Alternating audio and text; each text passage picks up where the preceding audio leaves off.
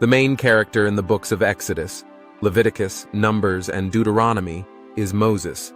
Moses is seen as a type image of Jesus Christ. This does not mean that Moses was Jesus, but it does mean that we can see Jesus in certain character traits and events of Moses' life. Hebrews 3 verse 1 says, "Therefore, holy brothers, you who share in a heavenly calling, consider Jesus, the apostle and high priest of our confession, who was faithful to him who appointed him, just as Moses also was faithful in all God's house." The book of Hebrews compares Moses and Jesus. Then the writer points out that Jesus receives more honor and respect than Moses. But there are also beautiful parallels between the story of Moses and the story of Jesus. For example, consider the following. 1. Moses was born while the Israelites were under the power of the Egyptians. Jesus was born when the Israelites were under the power of the Romans. 2. Pharaoh killed all boys that came out of the womb.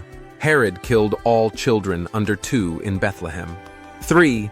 Moses was called to lead the Israelites out of Egypt. Jesus leads us out of the spiritual bondage of sin. 4. Moses led the Israelites to the promised land. Jesus has given us the promised land. 5. Moses was a mediator between the people and God. Jesus is our mediator between us and God. Let's look at the 5th point. Moses was a mediator between God and the people, and he regularly made atonement for the people. We see this in the following scriptures. Exodus 32 verse 11 says, "And Moses besought the Lord his God, and the Lord repented of the evil which he thought to do unto his people." Exodus 32 verse 30 says, "The next day Moses said to the people, 'You have sinned a great sin. And now I will go up to the Lord. Perhaps I can make atonement for your sin.'" Numbers 16 verse 20 says, "And the Lord spoke to Moses and to Aaron, saying, 'Separate yourselves from among this congregation, that I may consume them in a moment.'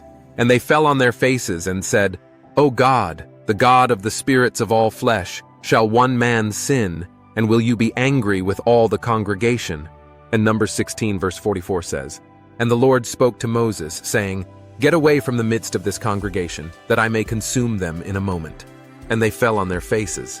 And Moses said to Aaron, 'Take your censer, and put fire on it from off the altar, and lay incense on it, and carry it quickly to the congregation, and make atonement for them, for wrath has gone out from the Lord. The plague has begun.' So Aaron took it as Moses said, and ran into the midst of the assembly. And behold, the plague had already begun among the people. And he put on the incense and made atonement for the people. And he stood between the dead and the living, and the plague was stopped."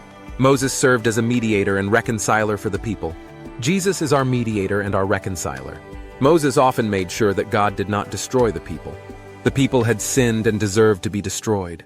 But because Moses atoned, God's anger was calmed. Likewise, Jesus is our reconciler. Because of Jesus' sacrifice on the cross, we are reconciled to God. At the same time, this means that we have been delivered from the plague. In other words, the plague does not belong to us because Jesus made the atonement.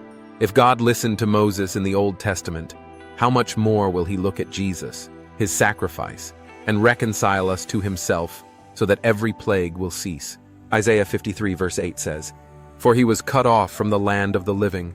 Because of the transgression of my people, the plague was upon him." Jesus took upon himself the plague that we deserve. As a result, we no longer need to be sick or weak.